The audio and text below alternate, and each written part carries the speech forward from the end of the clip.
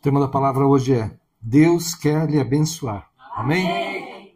Aleluia. Vamos ler Sofonias 3,17. Sofonias 3,17. O Senhor, seu Deus, está no meio de você, poderoso para salvar. Ele ficará muito contente com você. Ele renovará no seu amor e se encherá de júbilo por causa de você. Amém? O Senhor quer se alegrar conosco. Aleluia. A alegria do Senhor é nossa força. Imagina o Senhor se alegrando conosco, então, né? Na intercessão, Deus falou sobre os livros de Sofonias e Ageu, os profetas Sofonias e Ageu. Então vamos tentar entender as mensagens desses profetas e aplicá-las nas nossas vidas. Sofonias, ele traz predições de destruição de Judá e das nações ao redor. Mesmo o povo de Deus estava na idolatria. Não só aqueles que não conheciam o Senhor, até o povo de Deus estava na idolatria, né? Acho que eu não falei. Sofonias teve o seu ministério um pouco antes do cativeiro na Babilônia. E Ageu, que é o outro profeta que Deus falou para a gente, ele teve o seu ministério logo depois que eles voltaram para Jerusalém para a reconstrução do templo. Então, seu ministério foi ali no tempo da reconstrução do templo. Então, é interessante, né? Um exatamente antes do cativeiro e o outro logo depois do cativeiro, e Deus falou desses dois profetas para nós na intercessão. Sofonias 1,7 fala assim: Cala-te diante do Senhor Jeová, porque o dia do Senhor está perto, porque o Senhor preparou o sacrifício e santificou os seus convidados. Então o povo de Deus estava na idolatria e havia grande injustiça na terra. Era tudo contrário à vontade de Deus ali em Judá. Calar-se diante do Senhor, ficar numa posição de humildade e reverência, reconhecendo que Deus é Senhor Todo-Poderoso, que é justo, que Ele é o juiz, né? E nós somos o que diante de Deus? Né? Nada. É uma palha aí que o vento leva. Diante do Senhor, o que a gente vai dizer? O dia da manifestação da ira do Senhor estava próximo ali daquele povo. E quem quisesse estar com Deus precisava dessa demonstração de reverência ao Senhor. Calar-se diante do Senhor. Ficar numa posição de humildade diante do Senhor. Porque o povo estava afastado. A maioria, os governantes, juízes, todos estavam corrompidos e havia toda essa adoração a deuses estranhos. Né? É incrível, né? Aqui eles já estão depois da destruição do Reino do Norte. O Reino do Norte é uns 100 anos antes aqui, né, de Sofonias. Ele tinha sido tomado pela Síria. O povo das tribos que habitavam ali o Reino do Norte, eles foram levados para outras terras, e os assírios tinham uma estratégia que eles faziam, para que aquele povo nem pensasse em voltar para o seu lugar, eles deportavam, mantinham longe e colocavam estrangeiros na terra que era do povo. Então, aí vem aquela história que a gente vê no tempo de Jesus, né, dos samaritanos, que esses samaritanos, de uma forma meio torta, eles também adoravam ao Senhor, mas eles eram descendentes desses povos estrangeiros que foram colocados ali pelos assírios. Então, por isso tinha aquele ódio dos judeus, do povo do Reino do Sul, né, da tribo de Judá, Benjamim, que tinham ficado na terra, contra os samaritanos. Então tem um fundamento aí, né, desse desprezo que eles tinham pelo povo que era daquela região. Né. Então, para nós, o que significa? Revela que devemos deixar de lado toda a arrogância de uma autossuficiência. A gente não pode ser arrogante e dizer, não, eu não dependo de ninguém, não dependo de Deus, não dependo de nada. Né? Tem gente que, de uma forma assim absurda, fala, se Deus não atrapalhar, vai dar tudo certo. Né? Tem gente, já ouviu isso? Uma barbaridade, né? Mas tem gente que pensa dessa forma, né? Que acha que está tudo certo, que ele já conseguiu dar um jeito em todas as coisas, que pela inteligência, pela estratégia dele, né, ser humano, vai dar tudo certo, está tudo garantido. Né? Que a gente sabe que é uma tremenda bobagem, né? Uma loucura falar alguma coisa assim que se Deus não atrapalhar, né? Então, para nós é isso, deixar essa arrogância de uma autossuficiência, saber da nossa dependência de Deus, colocar Deus em primeiro lugar sempre. Amém? Deus em primeiro lugar. Que idolatria é colocar qualquer coisa no lugar de Deus. Não é só você adorar imagens ou adorar outro Deus, alguma coisa assim. Se você coloca o seu trabalho, a sua família, seus negócios no lugar de Deus, né, ou antes da importância maior dessas coisas do que a Deus, você está praticando idolatria. E Deus detesta a idolatria. Não podemos cair nessa armadilha.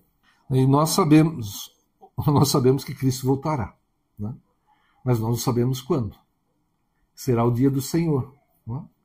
Ele voltará, vai levar a sua igreja, vai ter tudo aquilo que fala em Apocalipse, né? Será o dia do Senhor ali, mas nós não sabemos quando. Então nós temos que estar preparados, né? Não colocando nada acima de Deus em nossas vidas e buscar andar em santidade, buscar andar conforme Deus deseja para nós, né? E Deus não quer destruir, Ele quer salvar. Apesar, né, a gente fala, eu sou bonzinho, né, acho que eu vou para o céu porque eu ajudo, eu cuido da minha família, né, não atrapalho ninguém, não roubei, não matei, então estou garantido. Né? Não, todo mundo está perdido, na verdade. Sem Deus não tem como, né? A gente está afastado, condenado, se a gente não tiver a salvação em Cristo, se não receber Jesus como Senhor e Salvador, né? Então, mas Deus, apesar de tudo isso, Ele quer salvar. Olha só, Sofonias 2, 1 a 3.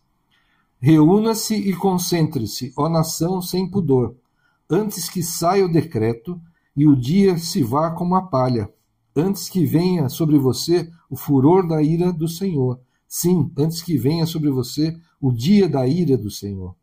Busquem o Senhor, todos vocês, os humildes da terra, que cumprem os seus mandamentos. Busquem a justiça, busquem a humildade, talvez assim vocês sejam poupados no dia da ira do Senhor. Ainda tem um talvez aqui. Então vamos lutar por isso, né? Colocar Deus em primeiro lugar e buscar andar como Ele nos determinou, né? E a misericórdia de Deus então é tão grande que mesmo diante de tantos desvios, né, de toda a humanidade, de nós mesmos, né, mais quando, né, éramos do mundo, né, atualmente, com o Senhor nós fomos transformados. O Senhor nos ensinou, nos dá maturidade, nos dá sabedoria, e a gente erra ainda, mas menos, pelo menos a gente está melhor, né? O Senhor trabalhou nas nossas vidas e transformou, né? Que Ele continue essa obra em nós, né, para que a gente chegue à estatura que Ele deseja, né, a forma que Ele deseja. Então, Ele quer nos salvar, Ele quer nos livrar.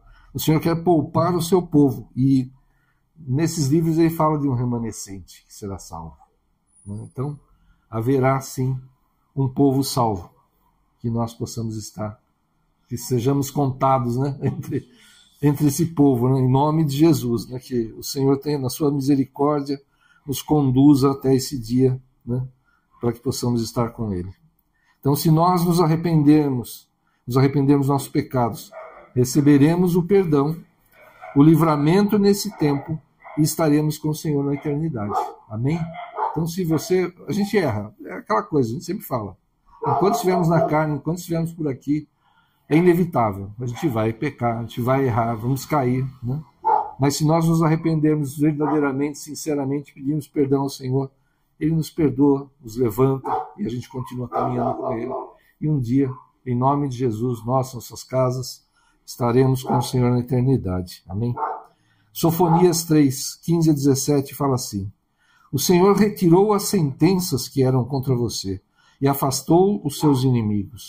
O Rei de Israel, o Senhor, está no meio de você.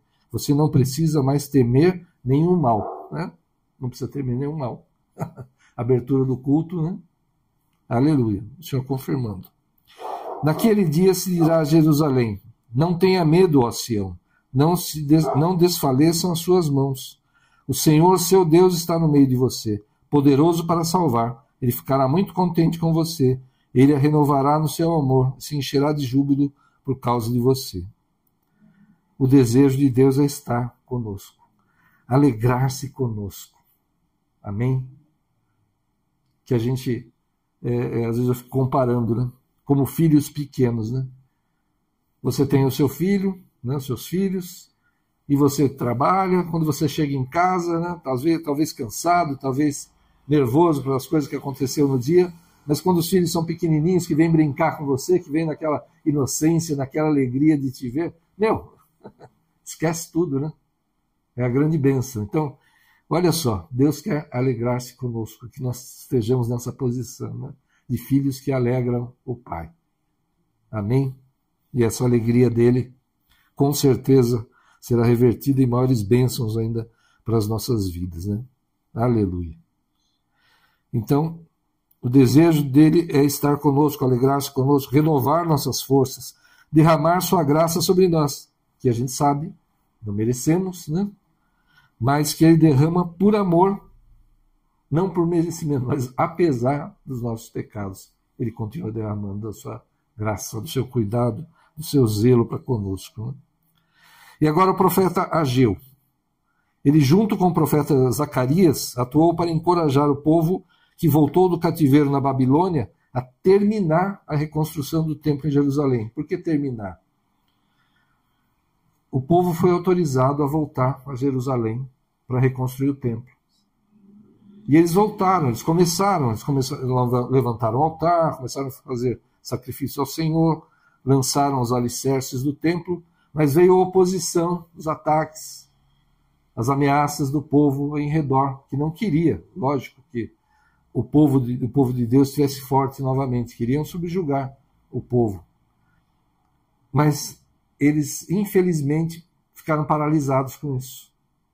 Então eles lançaram, fizeram um altar, começaram a sacrificar ao Senhor, né, como era a lei de Moisés, lançaram os alicerces, começaram a construção, mas pararam. E, por causa disso, eles se afastaram da obra, começaram a cuidar da sua vida, das suas casas, dos seus negócios, dos seus interesses, e abandonaram por 16 anos a obra do templo. 16 anos. Então, Deus levanta Ageu, levanta Zacarias, e aqui a gente está falando principalmente de Ageu, para reanimar o povo, para levar uma palavra do Senhor para esse povo, para que eles voltassem a construir o templo. E o que estava acontecendo? O povo não prosperava. Eles estavam cuidando das suas coisas, dos seus interesses. Mas muito do que eles produziam, né, que eram agricultores principalmente, criadores, né, de gado, eles perdiam. Eles produziam e perdiam. Não prosperavam. Não conseguiam ir para frente. Ficavam patinando, vamos dizer assim. Tá? Aí o profeta chega e fala, por quê? Né? Por que está acontecendo isso com vocês? Porque vocês negligenciaram as coisas de Deus. Deus providenciou para que eles voltassem para reconstruir o templo. Né? E eles vieram e se deixaram levar pelas ameaças do povo em redor. E pararam a construção por 16 anos. É interessante, quando eu estava preparando a palavra, eu lembrei. Davi é que quis construir um templo para o Senhor, né? Havia o tabernáculo, né, como Deus falou para Moisés que fosse feito, né? Era uma tenda, né, que era móvel. Então eles desmontavam e montavam conforme o caso, mas eles estavam ali em Jerusalém, né? Então ali eles já poderiam ficar, já poderia haver uma coisa fixa. E Davi pensou assim, poxa, eu moro num palácio, né, numa casa maravilhosa, e o meu Deus está numa barraca, está numa coisa provisória. Não, isso não é possível, né? E ele quis construir o templo para honrar ao Senhor. Ele mesmo reconhecia que prédio, que edifício pode conter o Senhor. Mas ele queria homenagear, ele queria fazer algo para honrar ao Senhor. E Deus falou para ele, eu nunca pedi um templo, uma casa, né? Mas eu recebo. Você não vai construir, né? Mas teu filho vai. E Salomão é que acabou construindo o templo ao Senhor. E aquilo virou centro, um local de adoração, de sacrifício, que era feito no tabernáculo, passou a ser feito no templo. Né? Então, apesar de Deus não ter pedido, aquilo se tornou local de sacrifício, de busca ao Senhor, porque o Espírito Santo não era derramado naquela época. Né? Então, os sacerdotes, os profetas e Davi, o rei, né, tinham contato direto com Deus. Pouquíssimas pessoas tinham essa direção do Senhor, Deus falava com eles. O povo em geral tinha que ir e falar com o sacerdote, por exemplo, para que pudesse ter uma direção do Senhor. Né? Então, o templo tinha essa importância. E quando foi destruído pelos babilônios, né, levado todos os utensílios, depois foram devolvidos ali quando o povo voltou para Jerusalém, e eles negligenciaram isso. Não lutaram, né? Como Neemias depois vem para reconstruir as muralhas, né? Que não se deixou abalar, não se deixou parar por ninguém, eles pararam. Então Deus levantou profetas, e Ageu aqui nesse caso, para que falasse a eles por que eles não estavam prosperando, por que as coisas não iam para frente com eles, por que ficavam patinando, porque estavam colocando as coisas do mundo, os seus interesses, à frente das coisas de Deus. Então, novamente aqui, o principal, coloque Deus em primeiro lugar na sua vida e ela será abençoada. Se Deus lhe ordenou fazer alguma coisa, faça no tempo que o Senhor determinou. Se Ele te deu um tempo também, faça naquele tempo. Deus falou para você fazer alguma coisa, não determinou um tempo, faça o mais rápido possível. Amém? E faça com excelência, faça da melhor forma. Amém? É isso que é o principal aqui, colocar Deus em primeiro lugar, né? E as demais coisas vão ser abençoadas, Deus vai fazer. Né? E se Deus te dá uma ordem, te manda fazer alguma coisa, faça no tempo dele, faça imediatamente, faça com excelência, em nome de Jesus. Né? Deus quer a nossa obediência. Deus prefere a obediência do que sacrifícios. É interessante isso, né? Que, eu vou ter um ativismo aqui, vou fazer um monte de coisa pelo Senhor, né? Mas você é um religioso que não conhece a essência, não pratica o amor, o perdão, a misericórdia. Mas eu faço, né? Nossa, a igreja aqui está tinindo, está brilhando, paredes com ouro até, né? O templo. Mas que nem a parábola do bom samaritano, né? Deixa lá o sujeito morrendo e não cuido dele porque, vou ficar imundo, não vou poder trabalhar na obra do Senhor. Não é isso que Deus quer. Ele quer amor, misericórdia, perdão. Ele quer que a gente obedeça a Ele, obedeça à essência, que é o amor. Tudo em amor, tudo. Mesmo que seja para repreender alguém, para exortar alguém, nós temos que ter amor por essa vida, em todas as situações, em nome de Jesus. Então, com a nossa obediência, vem o derramar das bênçãos do Senhor sobre as nossas vidas, nossas famílias, a nossa descendência, a nossa herança bendita, em nome de Jesus. Amém? Então, essa é a mensagem. Deixa a arrogância de lado, deixa a prepotência de lado, reconheça que nós dependemos totalmente do Senhor. Não é pelo nosso braço, não é pela nossa força, pela nossa inteligência. É porque Deus nos abençoa, Deus nos capacita, que nós conquistamos, que nós podemos fazer as coisas. Coloca Deus em primeiro lugar, sempre. Deus em primeiro lugar. E se Deus te deu uma direção, e muitas vezes a gente é resistente, né? Eu estou querendo fazer tal coisa. Aí Deus fala, não.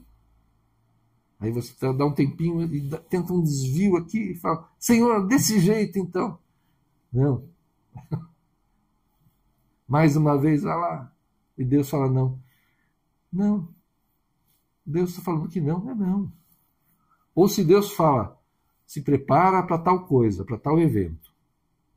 Se prepara. Mas eu não tenho tempo, não tenho dinheiro, não tenho estudo, né? Não interessa. Deus é que vai fazer. Amém? Deus é que vai abrir a porta, Deus que vai fechar a porta, Deus que vai levantar pessoas para te ajudar, Deus que vai mudar legislações, Deus é que vai fazer. Amém? Deus é que vai fazer. Então, que a nossa arrogância, a nossa carne se cale e Deus fale. Amém? Que nós nos coloquemos nas mãos do Senhor, que Ele dirija as nossas vidas. Fala, Senhor, que seja feita a tua vontade. Eu dependo totalmente de ti, Senhor.